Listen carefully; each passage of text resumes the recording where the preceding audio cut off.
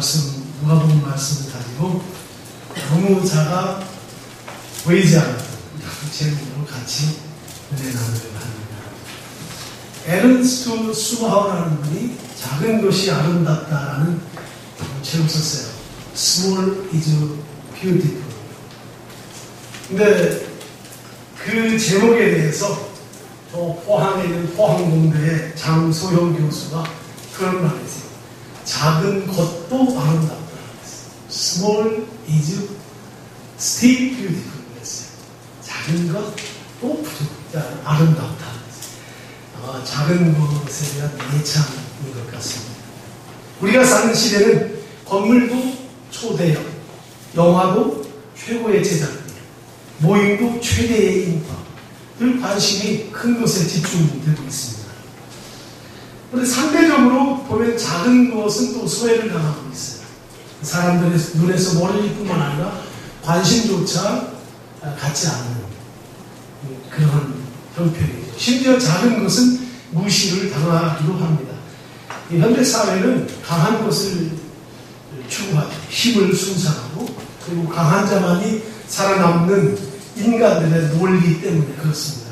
그래서 세상의 모든 나라와 모든 인종, 모든 정치는 강력한 힘을 추구하고 있어요.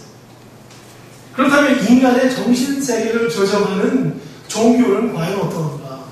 종교라는 말은 영어로 religion이라는 말, 라틴어로는 religio라는 말인데 이 종교라는 말의 원 뜻이 뭔다면 원래의 자리로 돌아간다 그 말이에요. 인간이 원래의 자리로 돌아가자. 말하자면 사람다움의 자리로 돌아가자. 그렇게 종교를 해석합니다. 그런데 오늘날 이슬람이나 불교나 힌두교나 우리 기독교까지도 자기들의 번역을 확보하기 위해서 수단과 방법을 가리지 않는 것을 보게 돼요. 종교의 세계에도 힘을 가지고 뺏고 빼앗기는 전쟁터로 변모해 가고 있습니다. 때로는 종교가 정치와 야합을 하기도 합니다. 우리 세계 역사에 보면은 종교와 정치가 하나가 돼가지고 나라를 그저 강압적으로 그 힘에 의존해서 하는 그런 종교를 우리가 많이 보고 있습니다. 어디나 다 힘의 논리에 빠져 있어요. 힘이 있으면 다 됩니다. 정치도 사업도 교육도 사회사업도 다 강한 힘을 가진 자만이 살아남는 그런 시대에 우리가 맞이하고 있습니다. 여기에서 우리가 한 번쯤은 냉철하게 생각해 볼 필요가 있어요. 정말로 강한 힘을 가진 사람, 그런 사람만 행복하고 건강하고 축복입니다. 과연 큰 권력을 가진 자만이 모든 이에게 선한 영향을 끼치고 오랫동안 그 힘을 유지할 수 있을까? 아마 그건 우리가 다 자명한 일이에요. 분명한 것은 일순간, 어떻게 보면 아주 잠깐이라는 것이. 그래서 세상에 힘자랑, 돈자랑, 지식자랑, 건강 자랑하는 것만큼 짧은 생각도 없고 또 그만큼 어리석은 것도 없습니다. 이러할 때 그리스도인이 마음에 담아야 할 것이 무엇입니까? 마음에 담아야 할 절대적 기준이 있다면 그것이 무엇입니까? 그건 우리 주님의 말씀 밖에는 없습니다. 예수님이 이렇게 말씀하셨어요. 나는 길이요, 진리요, 생명이다. 요한복음 14장 6절에서 말씀하셨습니다. 예수의 말씀 속에는 언제나 아주 정확한 해답이 들어있습니다. 분명한 해답이 있어요. 그래서 오늘 말씀 속에 작은 것이 아름답고 작은 것이 큰 것임을 나타내는 아주 오묘한 진리가 이 속에 숨겨 있는데 오늘 그 말씀 함께 우리 나누면서 또 힘 주시는 은혜와 또 도전받는 그런 시간이 되었으면 좋겠어요. 우리가 하나님 나라를 말할 때 무엇이 떠오르네요? 하나님 나라 이렇게 합니다. 우리가 하나님 나라는 천국, 그것은 엄청 화려하고 크고 인간이 표현할 수 없는 강한 힘의 나라, 전능하신 하나님이 통치하는 아주 강력한 그런 나라로 생각하고 있어요. 그런데 예수님은 사람들의 기대와는 달리 그렇게 말씀하지 않으셨어요. 하나님의 나라는 마치 어떤 사람이 자기 채마밭에 채소밭에 갖다 심은 그 조그마한 겨자씨와 같고 한 여자가 가루 서말 속에다가 집어넣은 누룩과 같다 그렇게 말씀하셨어요. 그러니까 예수님이 말씀하신 하나님의 나라는 강한 힘이나 권력 가진 아주 정반대로 작고 약하고 보이지 않고 들리지 않는 것이다. 그렇게 말씀합니다. 이 말을 듣던 제자들이 얼마나 놀랐을까 생각해봐요. 한마디로 우리 속은 것 아닌가.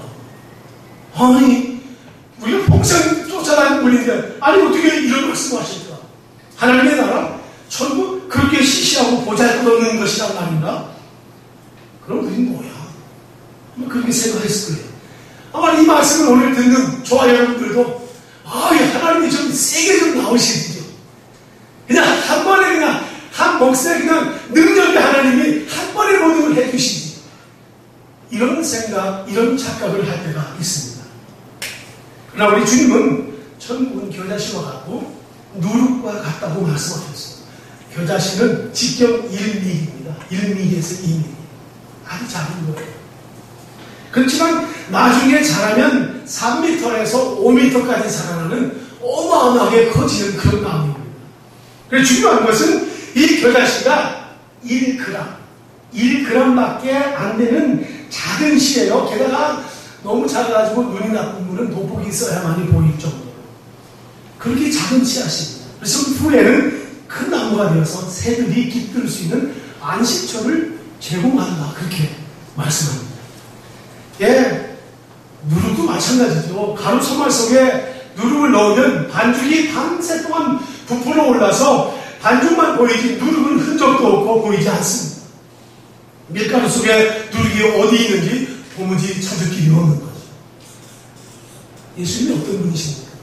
우리 예수님이 과연 우리에게 어떻게 다가오셨습니까? 예수님 처음부터 이 세상에 오실 때 죽으시기 위해서 오셨어요. 십자가에서 처음부터 오신 목적이 십자가에서 죽으시기 위해서 오셨어요. 그래서 주님의 지상의 삶은 어떤 면에서는 매우 구차했습니다. 매우 구차했어요. 머리를 쫓아 없으셨던 예수님. 아주 작은 자의 삶이었어요. 마치 겨자씨처럼, 마치 누룩처럼 너무 작아서 눈에 보이지도 않는 미미한 존재로 우리 예수님이 이 세상에 오셨습니다.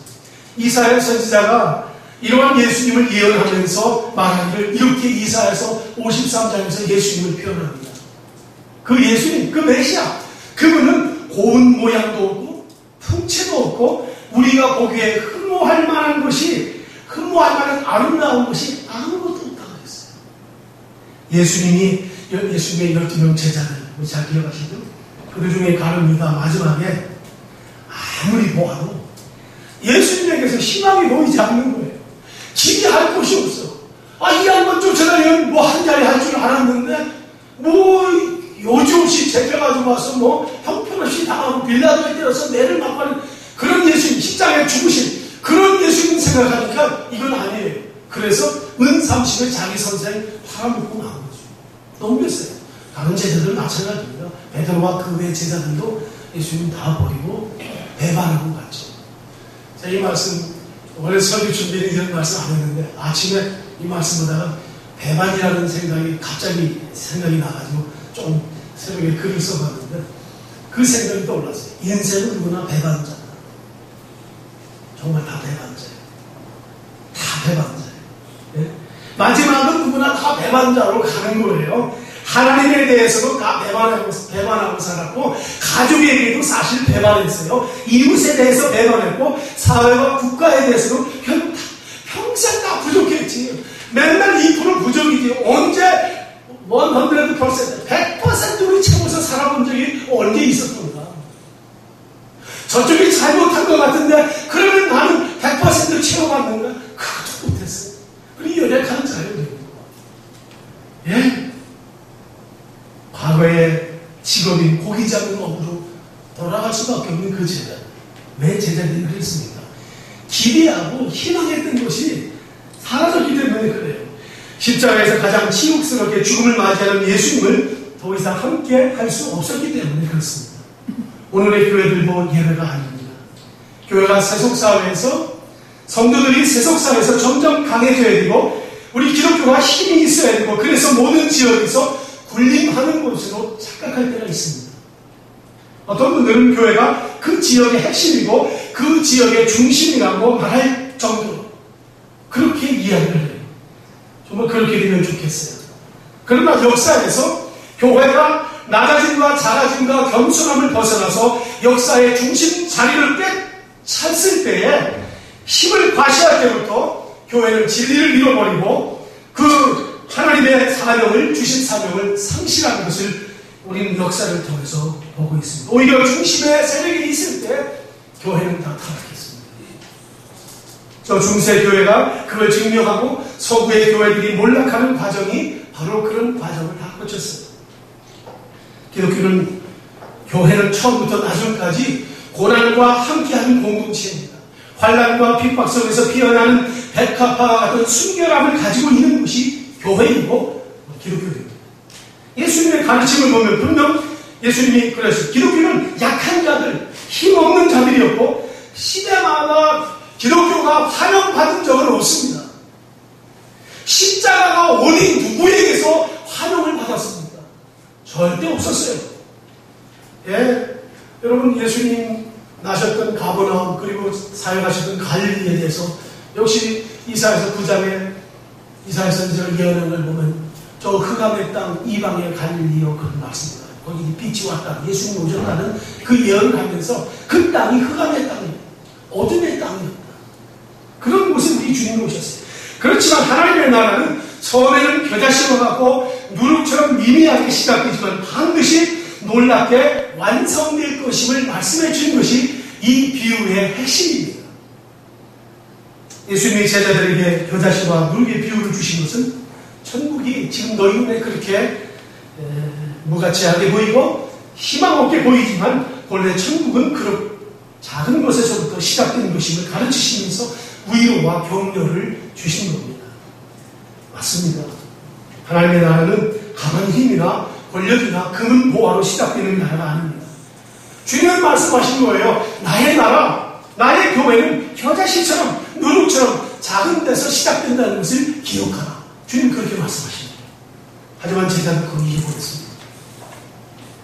네, 결정적일 때 그들은 예수님이 체포되고 십자가 지신다는 사실 앞에 다 떠나버리고 말았습니다. 여러분 씨를 뿌려 자라나는 식물 중에서 가장 크게 자라나는 나무가 바로 겨자씨입니다. 0.1mm밖에 안 되는 그 작은 씨앗이 어마어마한 나무가 되는 거예요. 네. 옛날에 제가 시골에서 신앙생활할 때 우리 목사님이 우리 교인 저 미호천에 수박 농사하는 집에 저를 데리고 왔어요. 신방 간다고 데리고 왔어요.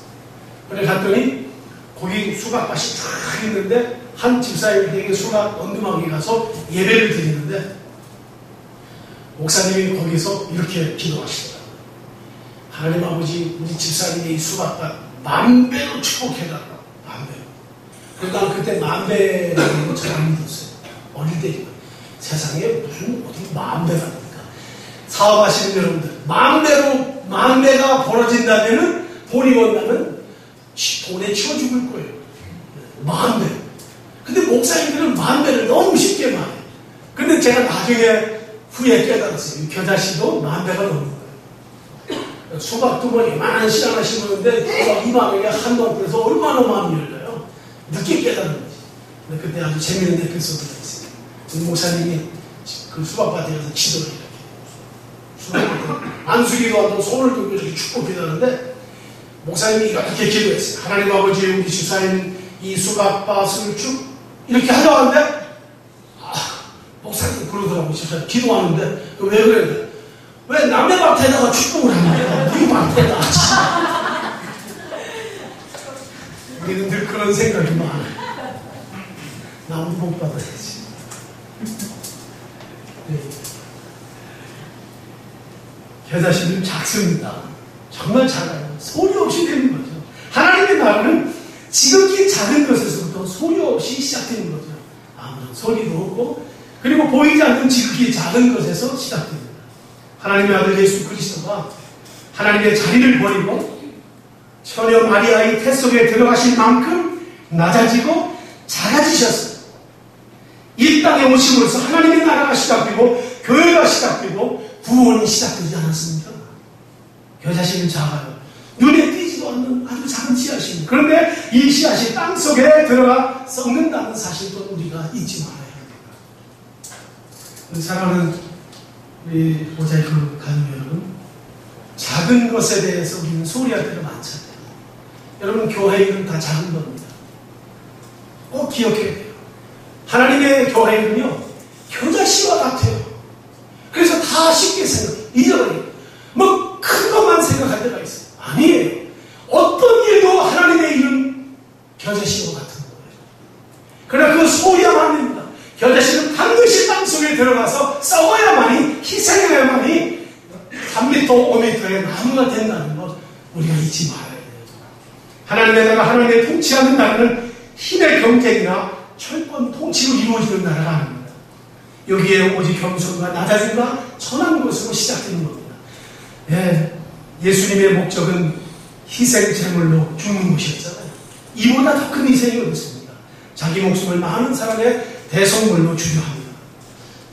여러분, 사랑할 수 없는 사람을 사랑하고 용서할 수 없는 사람을 용서하고 남들이 외면하는 사람들을 찾아 만나시고 하는 것, 이것이 우리 예수님 겨자씨의 희생 정신입니다. 예수님은 이 겨자씨가 자라서 많은 새들이 그 나무에 와서 깃들었다 그랬어요. 처음에 볼품이 없었어요. 저게 무슨 붓이랄까, 아무 기대하지 않았어요.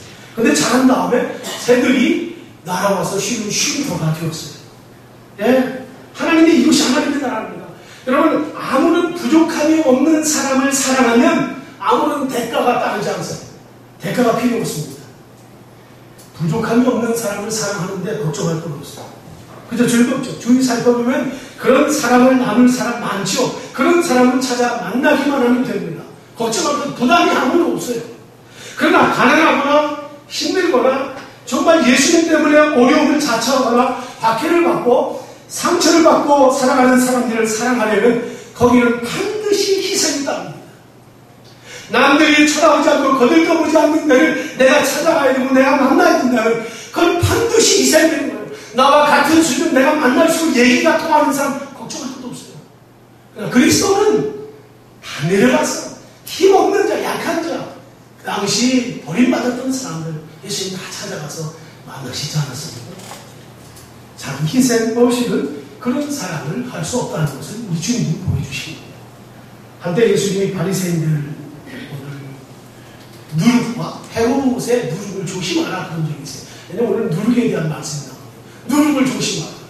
이 누룩은 안 좋은 것으로 유대 사회에서는 안 좋은 것으로 됐어요. 왜냐하면 유대인들과 또 헤롯 땅의 사람들이 다 외식적으로 가식적으로 하기 때문에 그런 것을 일명 누룩으로 표현했어요. 인위적으로 부풀게 하는 그 누룩을 그 순수성을 깨트리는 것으로 보았기 때문에 이 누룩에 대해서 유대인들은 좋은 감정이 없습니다. 이제 깜짝 놀라는 그런 거죠. 근데 예수님이 천국이 누룩과 같다, 가루 선물 속에 넣은 누룩과 같다 했을 때 제자들이 아마 놀랐을 거예요. 왜냐하면 누룩은 이스라엘 나라에서 부정적으로 다스려졌기 때문에 그렇습니다. 그런데 본문에서 주님께서 누룩을 말씀하시는 것은 천국은 누룩처럼 은밀한 길에 퍼져나간다는 것을 말씀하십니다. 그래요. 천국은 보이지 않고 소리도 안 겁니다. 겨자씨랑 누룩의 공통점은 다 은밀한 거죠. 성장의 은근히 자라는 거죠. 그래서 하나님의 나라는 땅바위를 물리며 다가오는 건 아니에요. 마구간에 소리 없이 오신 아기 예수, 30년간을 목수로서 묵묵히 일하면서 정말 이름도 없이 빛도 없이 사신 예수 그리스도, 마지막에 골고다에서 저주의 십자가를 지시고 3일 만에 부활하심으로 오신 예수 그리스도의 나라가 천국입니다. 겨자씨가 외적인 성장이라면 누룩은 내면적인 성장이다 보면 됩니다. 예수께서 겨자씨와 누룩을 말씀하신 지 2000년이 지났어요. 네, 21세기인 지금도 하나님의 나라는 온 세상에 마치 누룩처럼 아주 조용히 소리 없이 은밀하게 아주 작게 퍼져나가고 있습니다. 금년 여름에 우리는 내일 모레 라오스를 찾아갑니다. 가서 큰 것 할 수 있는 건 아니죠. 5일 동안에 뭘 큰일을 하겠어요. 그렇다고 수십억, 수백억을 가지고 가는 것도 아닙니다. 가서 어마어마한 빌딩을 지어주는 것도 아니에요. 예배당을 지어주는 것도 아니에요. 독일 라오스 비앙티안 도시에 그 스타디움에서 수만 명을 모아가지고 집회하려고 하는 것도 아닙니다.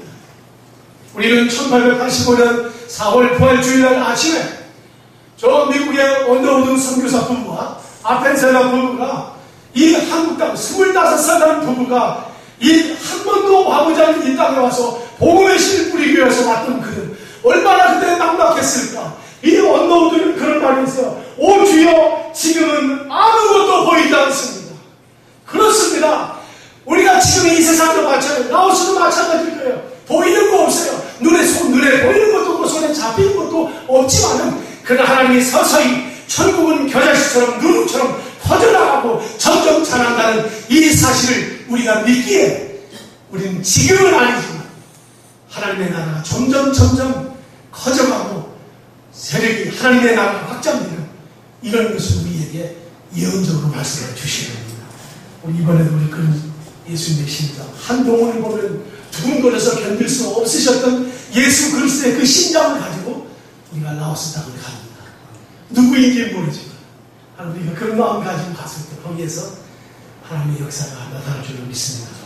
지금도 하나님 나라 선포하고 보험자는 선교사님들이 참가하고 이름 없이 빚도 없이 예수의 사랑을 가지고 하나님 나라 선포를 위해서 살다가 어떤 이는 선교사 평생 하면서 병들어 죽고 사고로 죽기도 하고 박해로 살해당하는 그런 일들이 지금도 여전히 일어나고 있어요. 그렇지만은 그럴지라도 우리가 총칼을 가지고 무력으로 제압하고 우리가 힘이나 어떤 권력을 가지고 들어갈 수는 없습니다. 예수님을 잡으려고 대제사장들과 장로들이 보낸 무리들이 무력으로 예수님을 겟세마네 동산에서 기도하시고 나신 예수님을 잡으러 왔습니다. 횃불을 들고 무기를 가지고 왔습니다. 이들 베드로가 자기 품에 품고 있었던 칼을 가지고 대제사장의 종인 말고라는 그 형제의 귀를 쳐가지고 귀를 잘랐어. 고기잡이 없고 칼을 잘 썼나 봐. 한 번 쳤는데 귀가 딱 잘려 들어갔어요. 딴 데 안 살아. 애들 재밌죠? 근데 그때 예수님이 뭐라고 말씀하셨는가 하면 내 그 칼을 다시 칼집에 도로 꽂으라. 칼을 쓰는 사람은 칼로 막아야 돼. 예수님이 분명하게 복음을 위해 살아가는 사람들에게 칼은 안 된다. 무력으로 안 된다. 어떤 세상에 힘 가지고 하나님의 나라를 시작하려고 하는 것은 안 된다. 주님이 베드로에게 썼던 그 칼을 통해서 손을 그으시고 우리에게 말씀하시는 거예요. 교회와 성도는 칼이 아닙니다. 무력이나 힘이 아닙니다. 그 대신 고난과 아픈 핍박과 시련 그리고 십자가를 지는 데까지 가는 거예요. 마지막에 주님 앞에 섰을 때 영광의 크라운을 쓰는 것이 아니라 온몸에 받은 상처 투성이를 가지고 그 상처 예수 그리스도의 고난의 흔적을 가지고 우리는 주님 앞에 서야 하는 거예요. 아멘입니까? 오늘 이 시대에도 베드로가 품었던 그런 유혹을 받기 십상입니다. 한국의 기독교가 공식적으로 들어온 지 128년이 지나면서 2만여 명의 선교사도 파송하고 세계 교회 속에 어느 정도 지금 우리가 역할을 하고 있습니다. 사실. 근데 이럴 때는 유혹이 있습니다. 우리 속에 교만이 들어오기 좋은 환경입니다. 이런 생각을 하기 쉬워요. 우리가 뭐 부족해서 숨죽이고 맨날 기독교가 당하기만 합니다. 그래서 당장 무슨 칼을 쓰려고 합니다. 그러나 교회는 칼을 쓰면 나합니다. 힘을 무기로 삼으면 모든 것이 멀어집니다. 다시 기억했으면 좋겠어요. 주님 오늘 교회와 성도들이 의에 줄이고 목말라야 하며 예수님을 위하여 핍박을 받고 미움을 받을 것이라는 이 말씀을 우리가 기억해야 돼요. 우리 주님은 이 시대, 이 좋은 세상 살면서 야 이제 너희들이 무슨 핍박을 받냐.